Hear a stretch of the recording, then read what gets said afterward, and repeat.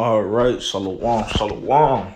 First and foremost, I want to begin by giving all praises, honor, and glory to Yahweh, Bahashem, Yahushai, Bahashem, Kakwadash, the belongers to the elders and apostles of great millstone of the well. Peace, blessings, and salutations to those for elected is out there pushing, laboring, believing, listening on to this truth with wholehearted sincerity. I already made the blessing of election be upon your household. All right, this lesson is going to be another one of the series, right? Food for thought. All right, and this show's food for thought topic is going to be, all right, don't take the Lord's mercy or grace as a license to sin. All right, don't take the Lord's mercy as a hall pass to sin. Right, so don't take the Lord's mercy as a hall pass to sin. In Christianity, right, in a lot of these other groups, they would have you to believe and have you to think that, right, the laws is done away with, right, that we are, we're not under the law, right? Or some groups would say, man, you have to keep the law 100%, right? Some groups will be over righteous. Some groups will say the law is done away with, right? Some groups will tell you it's all right to eat pork, shrimp, crab, lobster. It's all right to get limes and shave your beard and commit adultery and eat all these abominable foods and just go off, man, right? But a lot of these other groups they're going off, man, because yet we do know that we're not, right, saved by the law, right? But we do understand that we have to keep the law, right, to the best of our ability, because we already know we can't keep the law to 100% of perfection due to us being in Babylon and us still being in captivity, right? For perfect example, Pesach, man, right? You need to have a lamb with no blemish, man. But we know that's damn near impossible in Babylon, man, right? Wearing clothes with mixed fabrics, right? We know certain things that we cannot control, man. So us knowing, right, to the best of our ability, we still, try to keep the laws and the statutes and commandments of Yahweh Shema Shah to the best of our ability, man. Right, not eating pork, shrimp, or crab, lobster, not getting lineups, not popping other man's women, not committing adultery, not committing sodomy, right? All these off things, man. So we still try to the best of our abilities to follow the laws and commandments of Yahweh Shema Shah, man. Right. So just cause, well, we're not saved by the law doesn't mean that we're still under that grace. Doesn't mean that, right, since we're under that grace, doesn't mean that we have that license or green card or hall pass to sin, man, willfully, man, right? Because you sinning willfully, right, trying to take Yahweh Shema Shah's grace for granted, man. That's like you tempting the Lord, man, and you do not want to tempt Yahweh Shema Shah, man. That's the last thing that you want to do. Okay, I want to get straight into it, man. Lord, when it's edifying. This is John. This is 1 John, the 3rd chapter, verse 4, man. This is going to tell you what sin is. All right. Because a lot of Christians, right, they do not know what sin is, man. You ask a Christian what sin is, they can't answer it. You ask a lot of these other people what sin is, and they cannot answer it. Well, we are about to answer what sin is according to the scriptures. This is 1 John, the 3rd chapter, verse 4, and it reads, whosoever committed sin transgresseth also the law.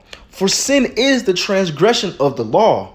All right, so sinning is going against the law. Sinning is transgressing the law, such a commandment. Say Yahweh Shema Shah, man.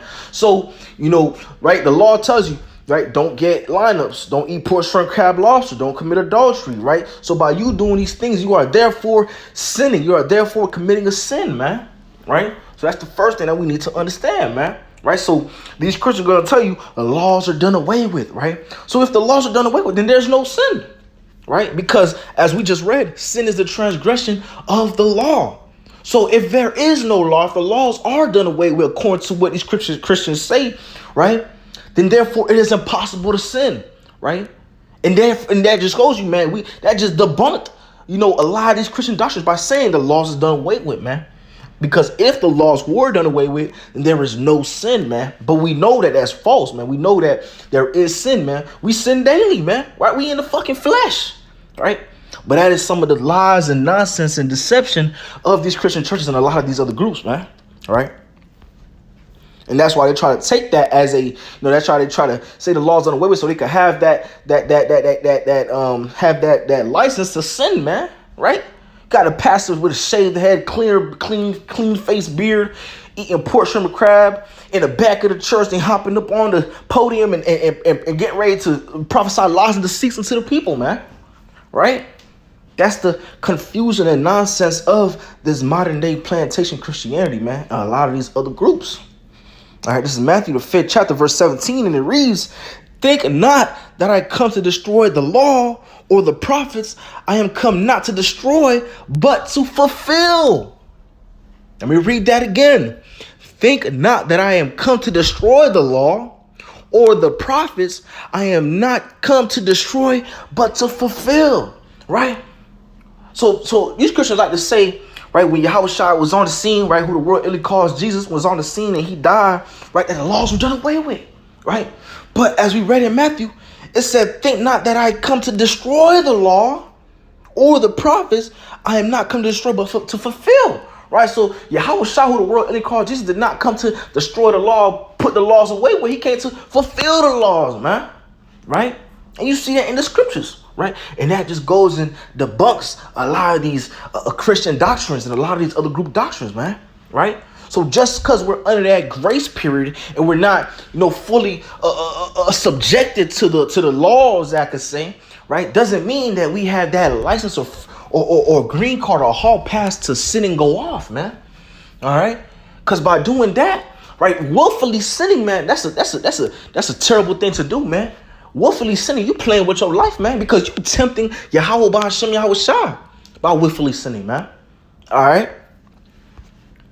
This is Hebrews the 10th chapter verse 26. Your power precept right here, man. For if we sin willfully, after that we have received the knowledge of the truth, there remaineth no more sacrifice for sins. Right? Let me read that again. For if we sin willfully, after that we have received the knowledge of the truth, there remaineth no more sacrifice for sins, man. Right? There's a precept, so me paraphrasing, man. You can't, once have tasted the heavenly gifts and go back into the world, man. So knowing the truth, right, and willfully going off, knowing that the laws is not done away with, man. Right? Knowing that you still have to follow the laws and commandments to the best of your abilities and still willfully go off, man. You're going to be in a terrible case. You're going to receive a worse judgment than your average 2/3 in the world, man. Who thinks the laws are done away with, man. But you that know the truth, man. Right? But you that know the truth and you still willfully sin, man, you're going to receive a terrible judgment again, because it says, remaineth no more sacrifice for sins, man.